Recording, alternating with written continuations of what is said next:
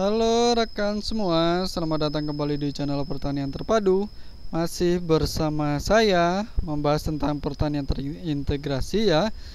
Kita akan kembali membahas khusus untuk video kali ini tentang peternakan entok, yaitu entok jumbo Blitar yang saya pelihara ya. Nah, secara khusus pada video kali ini saya akan menjawab sebuah pertanyaan yang cukup sering dilontarkan oleh para calon peternak entok, baik itu entok lokal maupun entok jumbo atau entok hias atau pokoknya entok lainnya. Nah, seperti itu. Pertanyaan yang saya maksud adalah, apakah ternak entok menguntungkan? Nah, pasti pertanyaan ini akan singgah di benak kita apabila kita berniat untuk memelihara atau usaha atau beternak entok. Nah, rekan semua, supaya bisa memberikan gambaran yang lebih memadai bagi rekan-rekan semua yang sedang mempelajari peternakan entok, saya akan sedikit berbagi kisah saya, pengalaman saya untuk menjawab pertanyaan yang sudah saya sebutkan tadi. Jadi nanti di akhir video kita bisa menyimpulkan apakah kita akan lanjut beternak entok atau kita akan coba cari usaha yang lain. Nah, ini saya akan memberikan gambaran secara lebih rinci. Kemudian saya juga akan berusaha memberikan gambaran sejujur-jujurnya sesuai dengan fakta yang ada di kandang saya. Tidak perlu saya tambah-tambahi, tidak perlu saya kurang-kurangi ya rekan semua, tetapi apa adanya nanti supaya rekan semua bisa tahu kelebihan dan kekurangan daripada ternak entok. Oke ya, ini karena kandangnya agak ini, saya akan ajak rekan semua untuk sekaligus menikmati view pemandangan anakan entok yang baru menetas. Jadi kita sambil melihat lucu-lucunya entok sambil kita bahas apa yang sudah kita sebutkan tadi, yaitu apakah ternak entok ini menguntungkan atau tidak. Nah, rekan-rekan semua, sebelum sampai ke sana, ini saya jalan sedikit ya.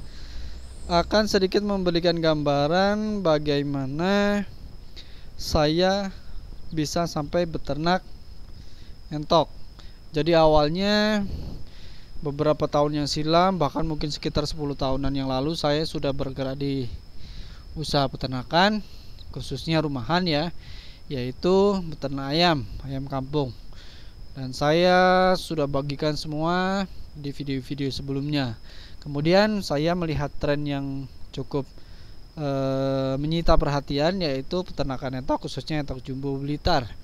Kemudian saya melakukan uji coba dan memutuskan untuk menjalankan ternak entok jumbo Blitar di kandang yang saya miliki. Beberapa tahun lalu, kurang lebih sekitar 3 tahunan lah ya, 3 tahun mungkin 4 tahun sekitar itu, saya melakukan peternakan skala rumahan dengan modal yang seadanya. Saat itu saya mulai dengan beli miti seperti ini, yang kecil-kecil seperti ini. Kemudian sampai besar itu saya mendapatkan 6 ekor jumbo, 1 jantan dan 5 betina. Itu dari modal awal yang saya miliki. Kemudian berlanjut, dibesarkan, berkembang, beranak, pinak, dan sampai sekarang. Nah, ini yang di hadapan kita ini ada 2 jenis ya, ini ya. Yang satu superan, yang satu jumbo. Yang hitam itu, yang hitam-hitam itu adalah superan, itu silangan dari jumbo dan entok lokal.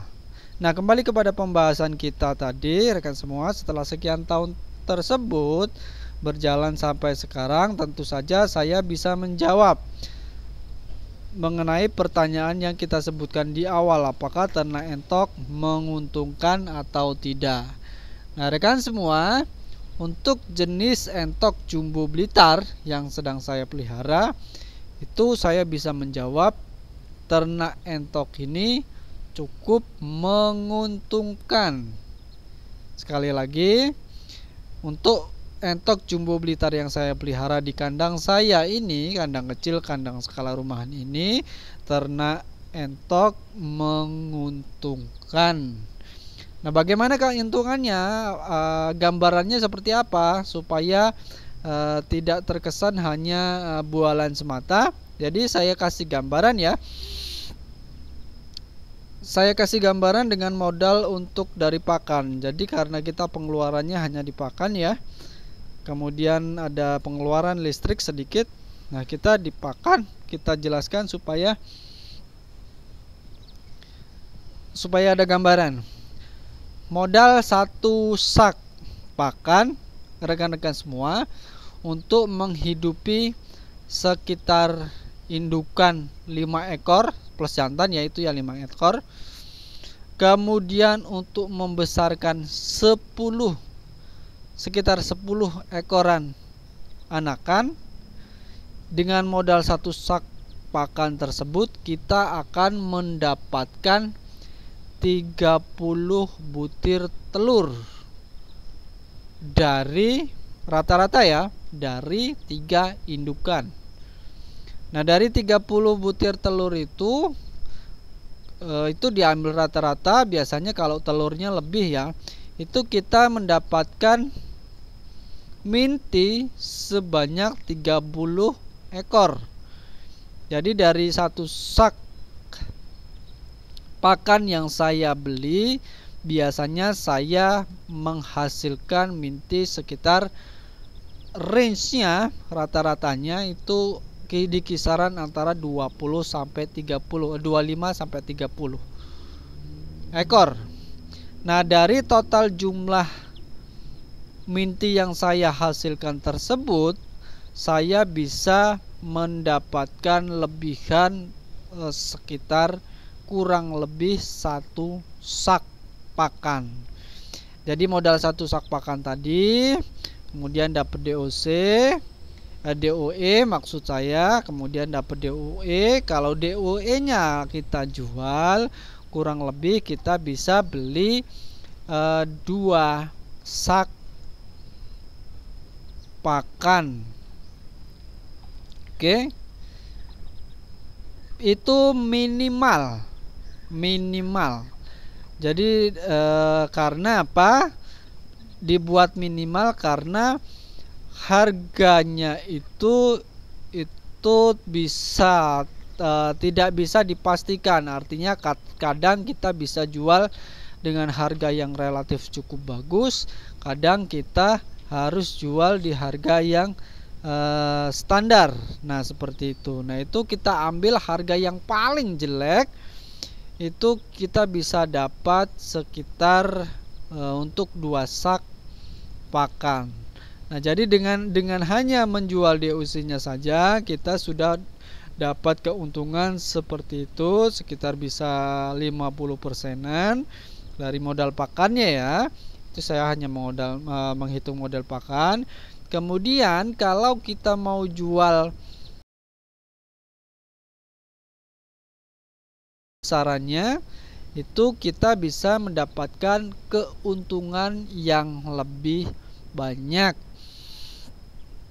Jadi tadi saya di awal sudah sebutkan satu sak itu untuk memelihara sekitar kurang lebih indukannya 5, jantan betina itu 5 ekor, kemudian ada yang pembesaran itu sekitar 10 ekor. Nah, itu untuk menghidupi jumlah entok tersebut segitu, itu kita bisa mendapatkan sekitar 30-an DOE atau minti. Itu tentu dipengaruhi hal-hal lain, tetapi itu di kandang saya rata-rata seperti itu, kurang lebihnya untuk gambarannya ya. Jadi selain menghasilkan minti yang baru menetas, DOE yang baru menetas, kita juga punya pembesaran. Jadi pembesaran 10 ekor pembesaran tersebut itu kalau saya fungsikan sebagai tabungan atau sekaligus bonus. Jadi pakannya itu nebeng di indukannya. Jadi kita beli pakan untuk indukan, tetapi kita berikan juga untuk yang pembesaran. Sementara beban untuk mengembalikan modal pakan itu hanya dari indukannya saja, dari DOE-nya saja. Maka dari itu kita punya tabungan pembesaran yang 10 ekor entok yang kita, kalau itu kita jual, itu tentu untungnya bisa lebih besar lagi. Rekan-rekan semua, saya tegaskan untuk harga atau modal atau keuntungan itu kita tidak bisa dipatok sama persis satu sama yang lain, karena entok jumbo itu harganya kalau menurut saya itu tidak ada harga pasaran. Jadi harga entok jumbo itu sesuai dengan penjual dan pembeli masing-masing. Kadang ada yang benar-benar kualitasnya sesuai dengan yang minat, berani membayar mahal. Kadang juga yang standar-standaran hanya untuk mengambil cari bahan untuk diseleksi lagi, seperti itu ya. Itu harga itu tidak bisa disamakan. Misalnya seperti ini, kita punya 10 ekor DOE misalnya, kali sekian ribu misalnya, sekali sekian ratus ribu misalnya. Itu tidak bisa seperti itu, karena harga per ekornya itu tidak bisa sama satu sama lain, tidak bisa sama persis satu sama lain seperti itu, kecuali kalau dijual root. Kalau dijual root, pingin cepat dijual root ya seperti itu, tetapi biasanya harganya tidak akan bagus. Nah, itulah tadi rekan semua gambaran bagaimana keuntungan yang saya dapatkan dengan beternak entok, khususnya jenis entok jumbo Blitar. Nah, rekan semua, sebelum saya akhiri pembahasan kita kali ini, saya ingin menegaskan bahwa masalah harga, masalah keuntungan itu tidak bisa dipastikan sama satu dengan yang lainnya, karena beda peternak itu akan beda harga, beda kandang itu akan beda harga untuk entok jumbo. Beda lokasi, beda daerah juga akan beda harga. Kalau untuk biaya pakan mungkin 11-12, bedanya tidak akan jauh, tetapi untuk harga itu jelas berbeda, bisa jauh bedanya antara satu dengan yang lainnya. Oleh sebab itu, tingkat keuntungan dari masing-masing peternak itu juga tidak bisa disamakan.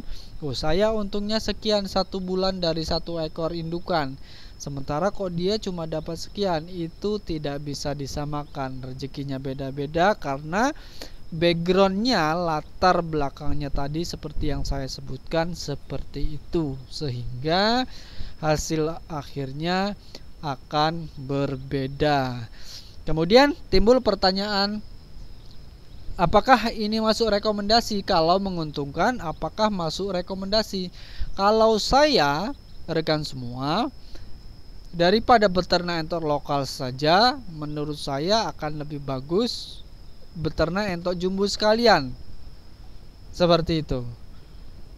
Apakah ini masuk rekomendasi, Mas? Ternaknya dulu, ternak entoknya dulu. Apakah rekomendasi untuk beternak entok? Kalau saya, entok jumbo itu rekomen. Artinya kalau dari segi keuntungan juga, kalau saya bandingkan dengan ayam yang saya pelihara dulu di kandang saya ya, saya tidak berbicara di kandang orang lain, di tempat lain, itu keuntungannya jauh berbeda. Di entok ini saya bisa 2 kali lipat, bahkan bisa sampai 3 kali lipat keuntungannya, bahkan kadang bisa sampai 4 kali lipat. Ya, kalau di ayam dulu itu ya 2 kali lipat itu sudah maksimal. Saya jarang sekali bisa mendapatkan keuntungan lebih dari 2 kali lipat, karena memang segmennya hanya pedaging. Tetapi kalau di entok jumbo ini, ya rekan-rekan semua, kalau entok jumbo ini segmennya ada 2, segmen pedaging masuk, segmen penghobi masuk. Dengan seperti itu kita bisa mendapatkan segmen yang lebih luas, dan potensi keuntungan kita juga tentunya akan lebih besar lagi. Kalau ada yang bertanya, Mas, terus kalau menurut Mas, Abang sendiri bagaimana?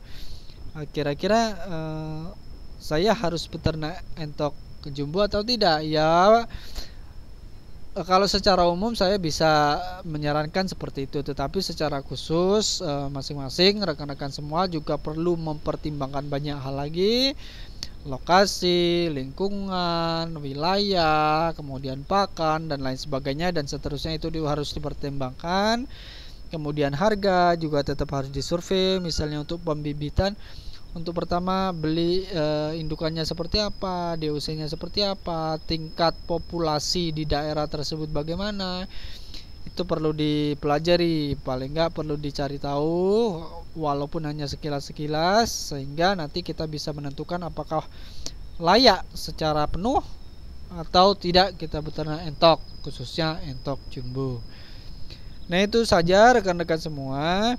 Jadi untuk satu pembahasan kita kali ini, ya, dari pertanyaan tadi yang sudah kita sebutkan, apakah ternak entok menguntungkan? Jawabannya menguntungkan, khususnya untuk ternak entok jumbo Blitar. Oke rekan-rekan semua, itu saja yang bisa saya sampaikan pada kesempatan kali ini. Mohon maaf apabila dalam penyampaiannya ada yang kurang berkenan. Terima kasih telah mengikuti video saya sampai selesai. Sampai di sini, sampai bertemu lagi pada video-video selanjutnya. Terima kasih.